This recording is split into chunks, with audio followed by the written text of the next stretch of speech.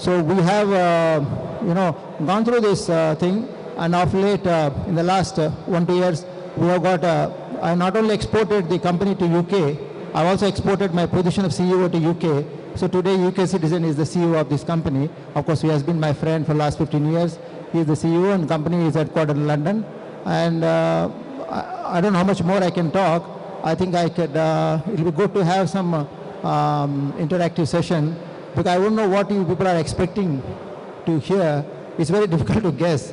And normally in conferences, I did attend many conferences internationally, expecting some GAN, what you call GAN, but I won't get any GAN, it's not easy. So I don't think I can give any GAN, but we can just exchange our experiences. If you people have got any questions, I think that will be, useful, I thought. If you have no questions, that's also fine too, no problem. We will just move on to the next item of the agenda. Yeah, it's a very inspiring story, sir. You started in 2000 and it's almost been like 17 years that you've been... the question is, what was the lowest point in your whole career and how did you overcome it? What was your lowest point? Like, when you thought that, okay, I'm not going to go any further, and then how did you overcome that? When the question is, what is the lowest point? How do you overcome that? Yeah, how did you overcome in that? your career, the biggest challenge? Biggest challenge that you faced. I don't know whether there is a lowest point. Every day there are lows and highs. Even now there are highs and lows. It's not that there is one lowest point. I can say that is the lowest point. I won't know what is the lowest point. Still life is ahead. Yeah. So having said that, but I can say the constraints are, managing the people. I think at the CEO level, it's not about technology. It's about managing, let us say, the other human beings. That is a real challenge. There only you go high and low every day. So I think if you can understand that, it's not about technology. It's not about, they do the technology. It's for you to get it, done by them. That is the biggest challenge, I can say. In that, the highs and lows are day by day, month by month, or hour by hour. We don't know. Thank you. Thank you, sir. I think I can just fill the time for another 2-3 minutes. You see, my basic interest, I can tell you now, I was telling her to talk more about what I do otherwise. One is the business and the technology. That's one thing. Actually, IMI Mobile is in the business of developing technology. It is not a business using technology. Like now, there are old businesses which are now using technology and become new businesses. New way of doing old businesses. Like selling books or selling retail and all that. They are old businesses, but they are using technology to do in a new way. Whereas we are in the business of developing technology. That way we are I could call it an infrastructure company, data infrastructure. Having done that, I am more involved with, of course I got associated with this documentary film called Monk with a Camera, an American Buddhist monk about his life. And then I am more involved with the work of the Krishnamurti foundations worldwide. I don't know, you heard of Judy Krishnamurti. I'm more touched by his teachings, and my energy is more dedicated to this in the schools, archival, publications. There again, we use social media and all that. So bringing whatever I can to work with the foundations worldwide in India, UK and USA. This is my, I can say, major area of where I put my energy now. But of course in the company I take care of only strategic matters. Because I wanted to, institutionalize the management of the company. It's not a company which should be dependent on one man. So I wanted to see that we institutionalize the management. Once the investors have exited, I got morally discharged. The investors, we got nearly $30 million have put into our company. Once they exited, so I got morally discharged. So I am pursuing things of my personal passion. I think that's it. I think for I don't know what value I could add here. I'm not sure. It's quite a huge area.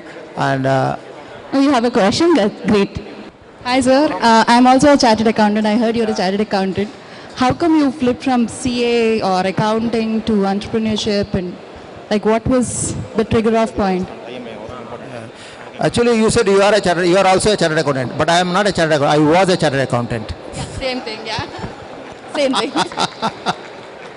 No, actually, I don't believe in all this. These academic qualifications, qualification is one thing. I could not get, I can't deceive myself by that qualification. Because I'm chartered, I can be better off than somebody who doesn't have the qualification. I think qualifications have a limitation. It's not the qualification, it's the qualities is important. So I always had interest to, interacting with human beings. As a chartered accountant, what I was doing this, what they call ticking. That used to put me to sleep. I said, this is not what I will do. Maybe I study chartered accountancy. It doesn't mean that I have to force myself to do this job. So that was never my cup of tea. And always I wanted to do something, what I can say, worthwhile out of India. Out of India, I'm not a man with a lot of wealth, to do big projects. Software, one thing that was easy. But again, in software, I didn't want to do body shopping kind of thing. I had met all the so-called bigwigs then itself, but I said I'm not going to do that. I will rather do a social service in India rather than doing that kind of work. That was how I would look at it. That is my personal thing. So I said, let us do something original out of India. Technology development, but a very challenging thing that is. That means you should be prepared to go through the journey. So I enjoyed that. So there the journey is the reward. Reward is not at the end of the journey. So I don't know, I answered your question. Chartered accountancy, but however, I must tell you the credit to chartered accountancy. As a CEO, I realized by looking at other CEOs who are not chartered accountants, I realized that not many CEOs would know the difference between cash and profit. When just cash is good, when there is no cash, till it is good situation if you are making profit, they will know the difference. When the loss is good, when the profit is not so good, the distinction, I think the appreciation of the distinction, a chartered accountant has that, I can say. So I was, though I say I'm not a chartered accountant, I was a chartered accountant, but the understanding of the accounting won't go away. If you see the balance sheet any day, you could understand. So, but I never constrained myself by these academic qualifications. So my name is Sailesh. Could you please elaborate on the Krishnamurti Garu's school of thought that you are taking forward in both countries? This is a big question, and I wouldn't know how we can deal with that. You said, what is G.T. Krishnamurti's thought? Check. How are you taking the school of thought of G.T. Krishnamurti to these schools in India and abroad? Yeah. First of all, Krishnamurti questioned the limitations, the thought itself. So I'm not taking any school of thought, first of all. There's no school of thought. He would rather call it school of thoughtlessness, he would say. So I'm not, of course, thought is its place, but we should go beyond it, he would say. Anyway, having said that, my interest is to expose Krishnamurti teachings to the, let us say, humanity at large, in India especially and in internationally. Today's publications are mostly online now, they've gone digital. So whatever my background is, that's of help. How to disseminate his teachings using new media channels is one of the very vital functions of the foundations. Again, they cannot do it as a propaganda. No interpretations.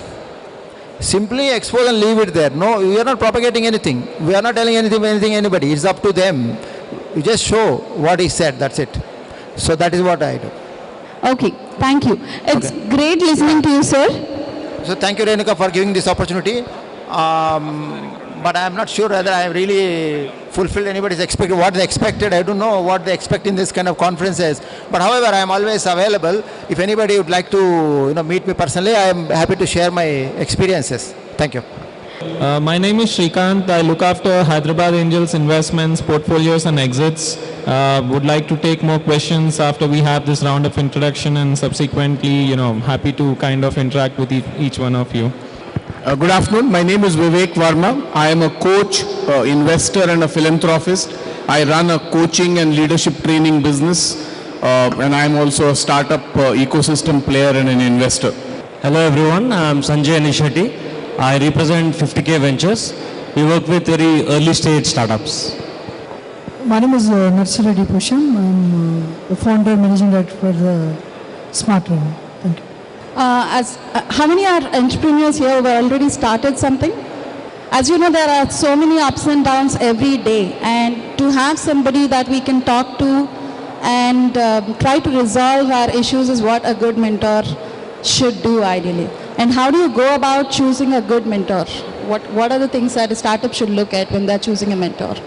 As coming from an investor perspective, how I would look at it is that somebody who can really give some, mind space to you guys, somebody who can kind of help you with his past experience and credentials and network, right? And of course, kind of teach you what are the moral values and kind of hold them very high.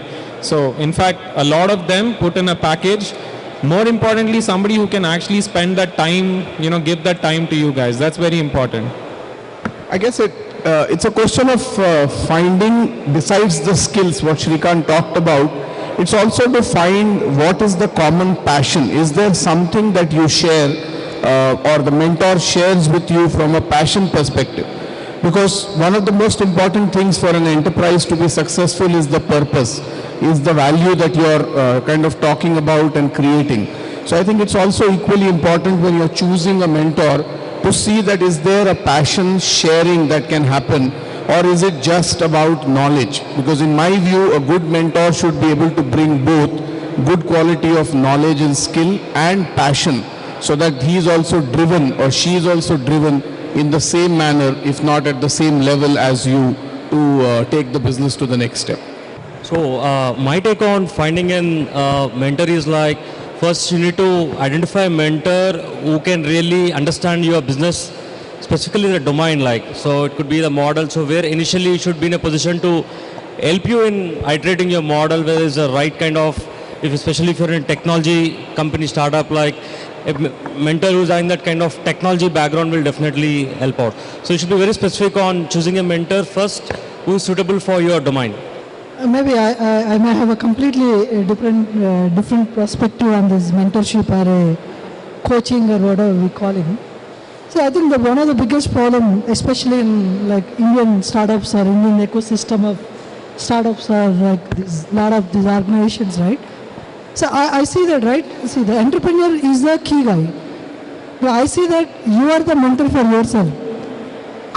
Maybe when you decide to start a company, or when you want to do something, you might have thought like you would not have slept for many days. And I see that, right? You could have advisories at one certain level, but like if somebody is coaching, somebody is mentoring, I think you are not even ready to start the business. Like you need to have what you are doing it, right? You need to understand. You need to be able to communicate. You need to be able to justify your financial models. And I believe, like as an entrepreneur, you think you are leading the thing. You think that you should be able to dictate the terms. No, I think I don't believe in this, like the mentorship or a coach, or I'm not come across, or I don't believe in that. But I certainly agree, right? As a company or a startup, one thing I advise to a lot of young entrepreneurs like me also, you need to have a right experienced people. Like a lot of, right, like maybe you have a young blood and you want to do something, and you have a lot of bigger ambitions to do something, and then after that, right, and the people, right, a lot of the leadership team always want to get a next to him. And they don't want to hire a guy who is better than him actually. So as long as you go and start hiring the people who is experienced enough to run the business, yeah, you have that thought, you have that energy, you have that aggression, but you need to surround it by a very experienced team. Then I think, yeah, I leave it to maybe you can have a right, like advisory board and something to connect you to the right people for the investment and all those things. But I don't believe in day-to-day mentorship to the startup or entrepreneur. You should be leading the show. So just to ask an add-on question for that. As such, the entrepreneurial journey is very lonely. There are so many highs and lows. Don't you think a third person's perspective sometimes could just be what you need? See, that's one of the fundamental questions. I think maybe sometimes somebody can come and really help you. But look at like you have named the companies in Bay Area or here. There's the successful companies, right? Look at it. They're not like grown up by mentors actually. So I completely agree in the sports side. Yesterday Gopichand has done a tremendous job like training the Sindhu. But that's not the same case for the startups. Look at talk to Steve Jobs, anybody, right? They're not like grown up by mentors actually. Because if you need to have your own conviction, right? And you need to know his business. If somebody else is coming and doing a mentorship, and I'm sure he should have been a mentor, he should have been an entrepreneur, and he should have done much better than him, right? But I can challenge, right? The same thing I challenge even the next generation students, right? Whenever I go and talk to the students, I tell them, I inspire them, you are better than your teacher. Remember, if your teacher is better than, like, it's okay, but that's the thing. When our Indian society, that's strongly missing. You always think somebody is teaching you is better than you. But start questioning, start taking the steps. See, the whole, the Indian the startup ecosystem is the money. Like as the startup company started, you have 10 advisories and 10 mentors try to show up. But I think that it's not a mentorship, give them the money. They know it, what they are doing it. If you can step up and just give a check to him, that is more than enough.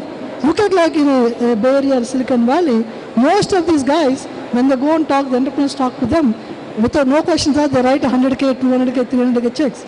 I have more respect to them than this mentorship or coaching. Many students here? Do we have many students? Yeah. So Vivek, this is more for you. When do you think is the right time to start up? What would be the right age? And what is the role of early stage support, whether it be through teachers or mentors? When do you think is the right time that students should look at starting up? So I'll answer that question slightly differently. I will answer it saying when is the right time for someone to look at entrepreneurship rather than look at startup. Because in my view, startup is probably a subset of entrepreneurship, though a lot of times the world looks at it in reverse, that entrepreneurship is a subset of startups. So I would kind of reverse that and say from a entrepreneurship standpoint, I don't think there's any age. There's been enough cases of people who have been school dropouts and who've built very successful businesses, whether it's in the technology space or otherwise. So I think in terms of when is the right age when people can start thinking like an entrepreneur, I think that it must start as early as possible.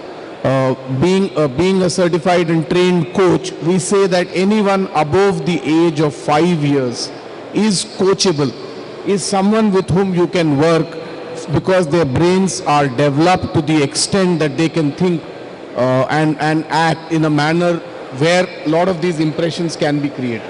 So to answer your question in terms of when can the entrepreneurship thinking be inculcated in people, it can be in school children. Maybe 5 years is too early, but maybe somewhere in the 10 years, 12 years age, I think it can start. And I think there are a lot of initiatives now that are being done where some of these things are starting. You know, whether it is the TIE initiative that they're doing with young entrepreneurs. A lot of schools are now starting from 10th grade, starting to focus on innovation, on creating new products, on prototyping and doing all of that. Coming to your specific question as a subset of that in terms of startups, my sense is I think it's a good time for people to do that when they are in high school or in graduation. More because they've got enough exposure to what the world is standing for, what could be the need that they are trying to satisfy, and how can they kind of look at creating a holistic solution. So I would tend to think high school graduation is probably the time when they should look at as a first step, as early stage startups. But is there an age when one should look at a startup? I don't think there is an age. Somebody can start that in school. Somebody could be an entrepreneur at the age of 50. It doesn't matter. You know, at both ends there are advantages and disadvantages of doing that. And there isn't a right formula to say it should happen at this age or that age. Srikanth, Hyderabad Angels has invested in a lot of companies in the last few years. I'm sure there are wonderful mentors that support and help startups. Have there been situations where probably the mentors had a different point of view, you had a different point of view? Were there any kind of situations? So, I mean, that's natural to happen, and it has happened also. But I think, beyond a point, what happens is you kind of agree to disagree, but then, you kind of find a way to work together. And I think which is healthy. So, in fact, I keep telling all our portfolio companies that, you guys are free to kind of come back and discuss with me what the issues are, while we can probably tell you 3 or 4 ways to kind of handle those issues, but then ultimately you are the ones who have to take a call on what needs to be done. So the day you look up to me as to what the exact only solution is to your problem, I think I would probably write off that investment. So therefore it has to be a two-way process, but ultimately, the founder has to take the call. We like to see it that way. I mean, our support is there, our mind space, bandwidth, all of that, of course, would be there because, we've invested, our skin is in the game, right? But you'll definitely have more confidence if the founder is actually, in the driver's seat. So just to continue on the same question, all the angel networks invest in pools. Basically, everybody pools in their money. Do you think an investor should be on board as a mentor? What are the advantages and disadvantages of that? So it's not like a mentor is there on the board. So we typically take a board seat, and therefore the board director obviously plays an active role. Plus the company also has access to all the members, who are investors with Hyderabad Angels, right? Which is like more than 100 today. So that's how we look at it. And again, as in fact I partly agree with what he was also saying, Narsingh. So that you should be smart enough to take, what you you hear so many things, but pick and choose what is actually workable for you, right? So there are many people who can give you free advice. Likewise, there are many people who like to take, just some kind of an equity, sweat equity, kind of advisory equity. I don't think that does really good unless they're ready to kind of put some hard money like into the play, right? Again, it is not, I'm not trying to generalize it. There are genuine cases where there are gurus, there are mentors who kind of can't put the money, but they add a lot of value. Along the way, maybe you should be wise enough to kind of pick the brains, take their advice. But again, one size doesn't fit all. I'd like to kind of demystify something here that, a lot of times, at least in India, and to that extent I do slightly disagree with you, Mr. Reddy, that there's a difference between a mentor and a coach. And both bring very different values to the business. So from a mentoring perspective, you need to look at somebody who has knowledge in the same area. It does not necessarily need to mean domain. It could even be the fact that you have run a business, so you know the life cycle of a business and you can advise from that perspective. So that's the value a mentor brings. And a lot of times people in India get confused between the two words. Now, as a kind of contrast to that, a coach is someone who does not bring any of the background that you require for your business. We are, as trained coaches, actually trained to say that you do not bring, even if you bring a background, in the conversation with a coachee, you do not bring the background that you have built into the conversation. Because the belief of a coach is that the answers lie with the coachee. I cannot provide you answers, because whatever answer I provide you based on my knowledge, my skill, is what was relevant for me. What was my circumstances when this worked. Those circumstances, one because of a time gap, and second because of the circumstances gap, will never be the same for you. And hence a lot of times the mistake a lot of us make is that I went and asked for advice. One, somebody gave advice, which as a coach you're not supposed to do. And second, I took the advice at face value and then I went and implemented it and it didn't work. And 9 out of 10 times it will not work because the circumstances are very different. So coming to your question of how does that difference happen, I think it's up to the founder or the entrepreneur to select people, to say that these are people from whom I want mentoring because they bring domain knowledge or functional knowledge or business knowledge. And here is someone with whom I want to work as a coach. And as a coach, you don't need to be from a business. For example, as a coach, I coach housewives, I coach heart surgeons. I'm not a heart surgeon by profession. I don't know anything once I go into an operation theater. The only way I have been into an operation theater is on a bed as a patient. But that does not prevent me from an heart surgeon finding answers to his problems, because that's the training I bring to the table. And that's a coach. That's when I wear a coach hat. But when I look at it as an investor, I wear a mentor hat and saying, I have run a business in the past and these could be possible solutions. But both approaches, I think what Shrikant mentioned is the key in both the approaches, that I cannot be the one giving the solution. Even if I am attempting to give the solution as the mentor or as a coach, I think it's for the founder to say, I have heard you. I will now go back and see what's the best advice for me, and I will implement what I need to do. And that's the key. I'll just add a little more to the same question. Basically, as an investor director sitting on the board, you have to report to the rest of the directors about the performance of a company.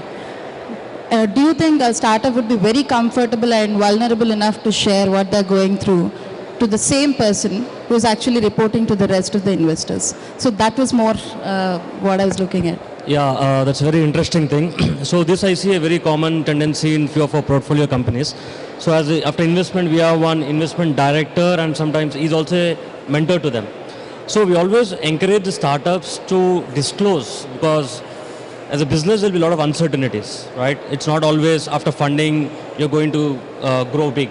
Definitely there's also going to be a good number of obstacles, or you may not perform well due to some uncertainties. So it's very much important first to reach out to your mentor or your investment director, discuss with him what happened, and is the person the point of contact for rest of the investors, right? So he's going to definitely first together they come up with a solution, right? So most of the startups in such kind of situation, they panic, or they'll be worried like what investors will think because we have taken their money and we are not performing and all. But it's understood. End of the day, when an investment is done, it's done not expecting any high returns or profitable, right? It's only to encourage them, keeping in mind it's a high risk capital and also business uncertainties in mind. So this investment director plays a very important role, talking to these startups and also the rest of the investors, what the situation, why it occurred, and how it can be pacified. So an investment director will always comfort the startup. At my experience, when I see most of our portfolio companies, they're very comfortable to talk to the investment director / mentor about whatever situations they're going through. Actually, any thoughts on any of your investors, advising you? How do you respond? Like, I don't mind any kind of transparent discussions with my investors. I would be more open up with my investors about the business plans or my financial situation, anything, right? They are the more important for me than anybody actually. But I don't seek a mentorship from my investor at all. It's the end of the day my call, right? It's my, whatever I feel, I put it out. I convince him. If he doesn't get convinced, then I find a right investor who get convinced with my story. I never seek a mentorship from the investor. But I just be as transparent as possible to put out whatever is happening in the business. It's the end of the day, right? We have all have to take a collective decision. If it has to be passed, it passes. Sure. Sanjay, we'll start with you. We've been in the ecosystem for 4 or 5 years now, and so many things have changed. But still, I don't think we have not solved the problem of finding the right mentors and the right startups. What do you think is the missing link? Yeah, so as you said, since if you take from 2008 and 9, things have changed a lot. So earlier, if you see, even the number of startups or people picking up startup entrepreneurship as a career was very less. But today, if you see, it is increasing drastically. Even today, a lot of even corporate employees who want to quit their jobs and either join a startup or want to do their own startup, right? So yes, there's a problem. Definitely, I agree that it's always a challenge to find right kind of mentor. It doesn't mean that there are no sufficient mentors in the market. There are mentors scattered everywhere, but it's only you need to find them. So events like this or different forums are trying to help them out, the startups, to find the right kind of mentors. And I'm sure eventually in the coming years, definitely it will be solved, because even a lot of incubators, accelerators are focusing, emphasizing too much on mentorship. So by which they're also roping in all mentors, experienced guys who have achieved something in their life, or who are the people who can be the game changers for the startups. Right now, yes, it's still a little difficult, but I'm sure like in the coming years, it's going to change. Do you think sector-focused incubators or accelerators are going to change this? Yes, and one good thing what we could see is, yes, this sector focus accelerator incubators which are coming up, which is highly needed right now.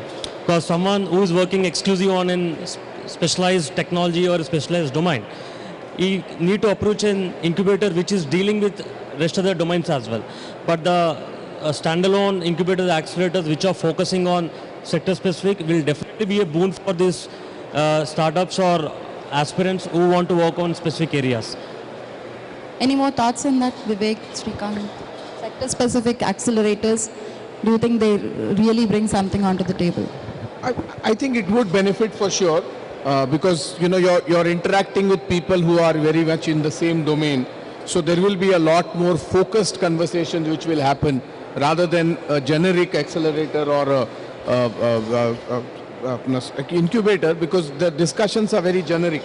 So both have advantages and disadvantages again, because in a generic conversation you are at least getting to hear different perspectives, and sometimes that's a value that can get added. But coming to specific, which are domain specific, they do have the advantage of at least having a lot of knowledge in that domain, which even the accelerator will help you get. So it's not about just the participants of the accelerator or incubator, but even the incubator which will be knowledgeable in that area. So I think it will certainly help to take them to the next level. I certainly think so.